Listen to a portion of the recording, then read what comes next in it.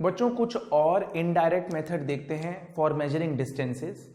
Suppose करो मैंने कोई चीज वॉल पे थ्रो करी और जिस स्पीड से मैंने फेंकी उसी स्पीड से वो चीज या बॉल, मान लो मैंने एक बॉल को, क्रेजी बॉल को एक दीवार पे खींच के मारा, जितनी स्पीड से मैंने फेंका बॉल से टकराने के बाद उतनी ही स्पीड से बॉल मेरे पास वापस आ गई।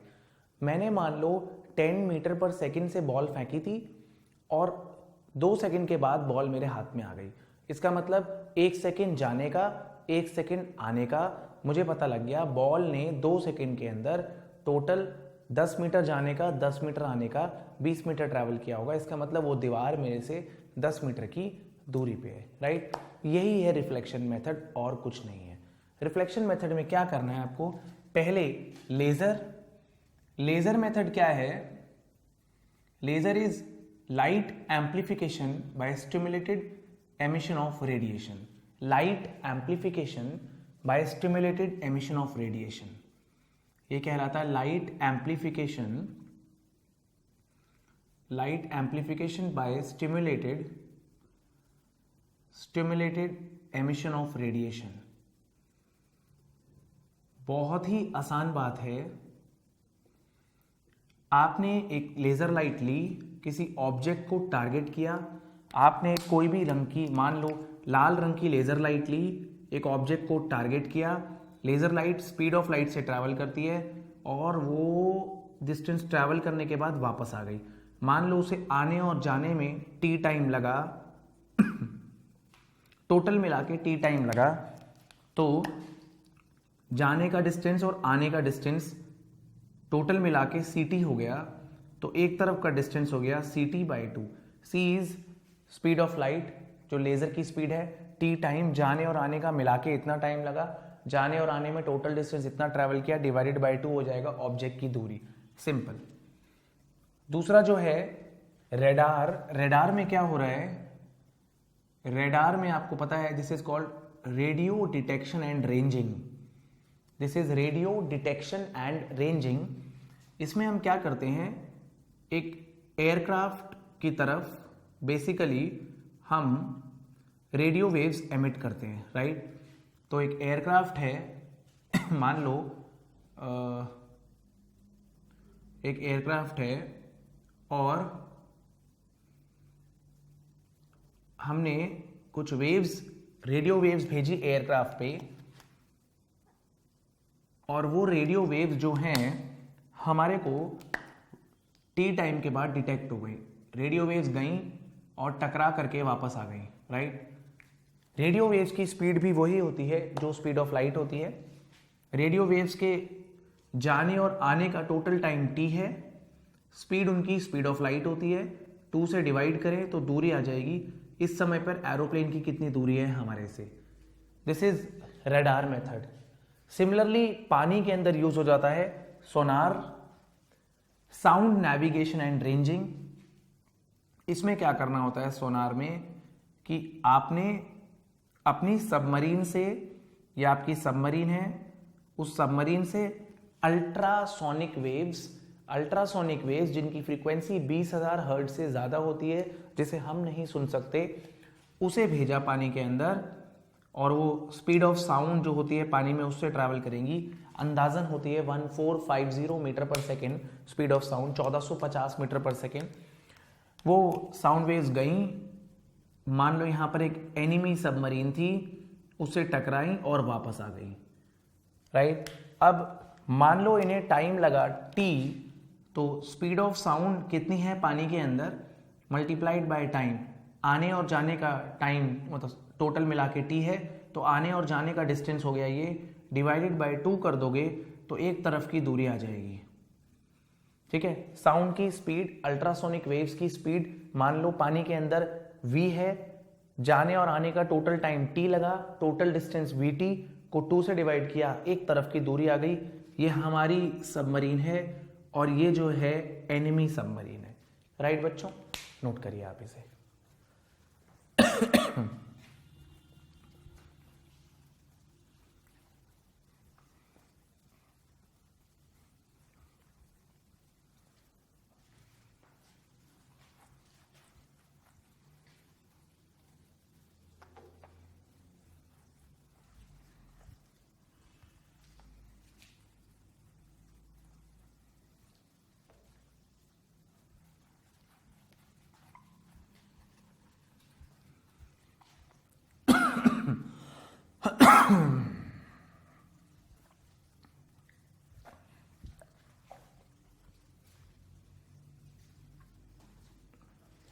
बच्चों अब हम अगला टॉपिक देखने जा रहे हैं, indirect method for measuring very small distances like size of a molecule.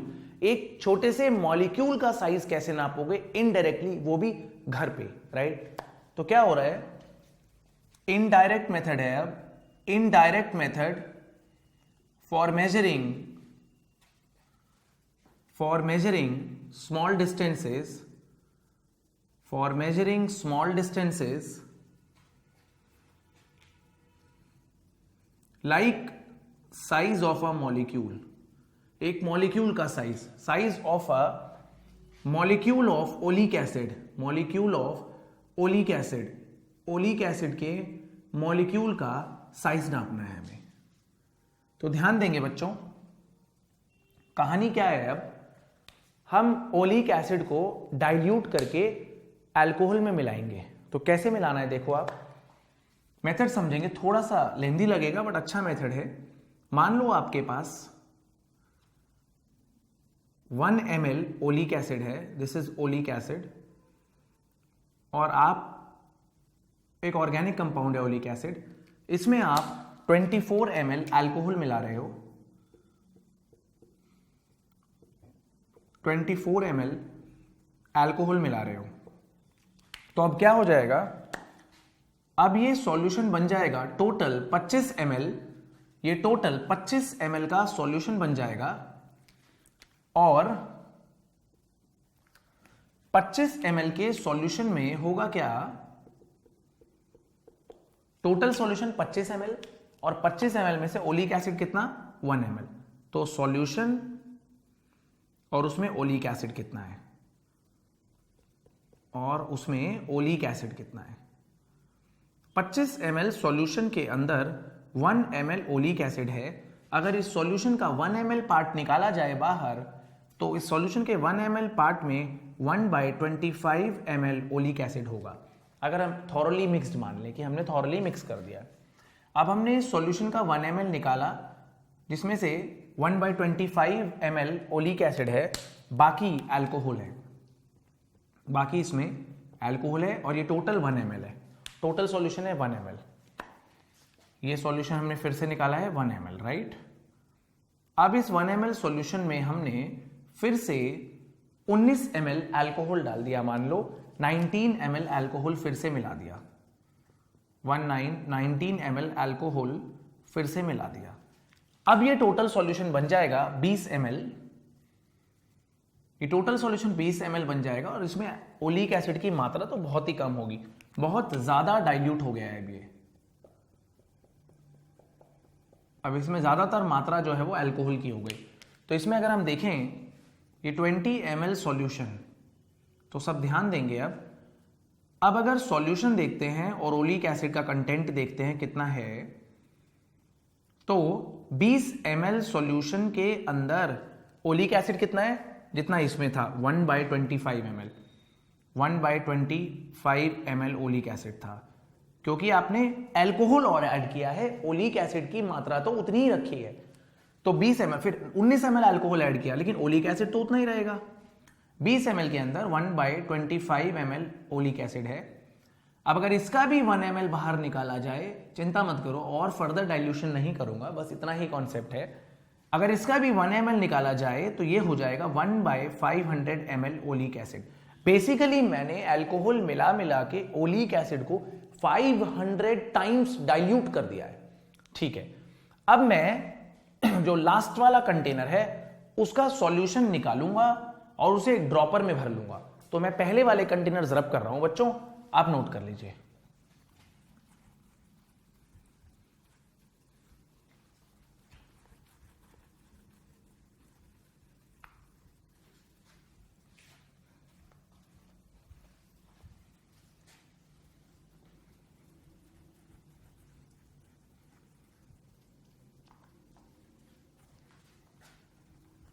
तो जो अब हमारा फाइनल सॉल्यूशन था, हम उस फाइनल सॉल्यूशन को ड्रॉपर में भर रहे हैं। फाइनल सॉल्यूशन को निकाला हमने कुछ ml और उसको अब हमने एक ड्रॉपर में भर दिया। ये एक ड्रॉपर है हमारा और ड्रॉपर में भर देते हैं। जिसमें अल्कोहल की मात्रा बहुत ज़्यादा है और ओलिक एसिड की मात्रा काफ़ी कम है, राइट। फिर इस ड्रॉपर को हमने एक कंटेनर के ऊपर ले गए, उस कंटेनर में वाटर था, पानी था,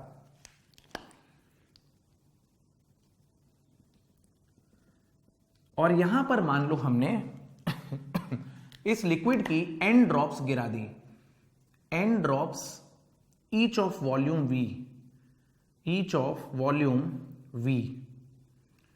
तो कितना सॉल्यूशन गिराया हमने सॉल्यूशन गिराया है NV। उसमें ओलिक एसिड कितना होगा देख लेते हैं एक बार।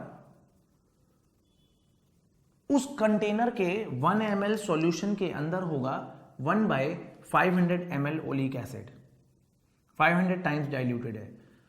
तो इसकी n ड्रॉप्स जिसकी हर एक की वॉल्यूम V है, उसमें कितना ओलिक एसिड होगा? उसमें ओलिक एसिड होगा बच्चों NV/500 ml, इतना ओलिक एसिड होगा। तो हमने ये गिरा दिया, धीरे धीरे करके अल्कोहल वाटर में मिल गया या फिर मान लो उड़ गया, अल्कोहल इवेपोरेट हो गया। जो बाद में एक ऑयली सी लेयर बनी वो ओलिक एसिड की लेयर हो गई। अब इतना डाइल्यूटेड था कि वो बहुत ही पतली लेयर बनेगी, इतनी पतली कि ओलिक एसिड की लेयर को मैं बोल सकता हूं अल्कोहल तो पानी में मिक्स हो गया या फिर आप मान लो उसे इवेपोरेट हो गया। जो बचा पानी के ऊपर ऊपरी सतह पर जो बचा वो है ओलिक एसिड। अब इतनी पतली लेयर बनेगी कि उसको हम मान के चलेंगे वो ऑलमोस्ट सिंगल मॉलिक्यूलर लेयर है, यूनिमॉलिक्यूलर लेयर। अब हम बटर पेपर रख के बटर पेपर लेंगे, उस पर हल्के से जेंटली पानी के ऊपर रख देंगे, तो जो ऑयली लेयर होगी, ओलिक एसिड की लेयर होगी, उसका इंप्रेशन आ जाएगा बटर पेपर पे, और फिर हम उसका एरिया कैलकुलेट कर लेंगे। और वॉल्यूम क्या हो जाएगा ओलिक एसिड का? वॉल्यूम ऑफ ओलिक एसिड हो जाएगा जो भी उस काले वाले पार्ट का एरिया बना है multiplied by thickness, area into thickness. और थिकनेस क्या है? थिकनेस इतनी है जितने की एक मॉलिक्यूल का साइज होता है। इतनी पतली लेयर बनेगी 500 टाइम्स डाइल्यूट करने के बाद में कि वो ऑलमोस्ट सिंगल मॉलिक्यूलर लेयर होगी। ये एरिया इनटू थिकनेस को हम वॉल्यूम ऑफ ओलिक एसिड से इक्वेट कर लेंगे। Area multiplied by thickness is NV/500। यहां से जो थिकनेस आएगी वो मॉलिक्यूलर साइज में आएगी। T will be of order of molecular size, right बच्चों। 500 टाइम्स डाइल्यूट करने के बाद इतना फैल जाएगा वो लिक्विड, इतना फैल जाएगा कि उसकी जो लेयर बनेगी वो almost unimolecular single molecular layer बनेगी, राइट बच्चों। नोट करिए आप इसे।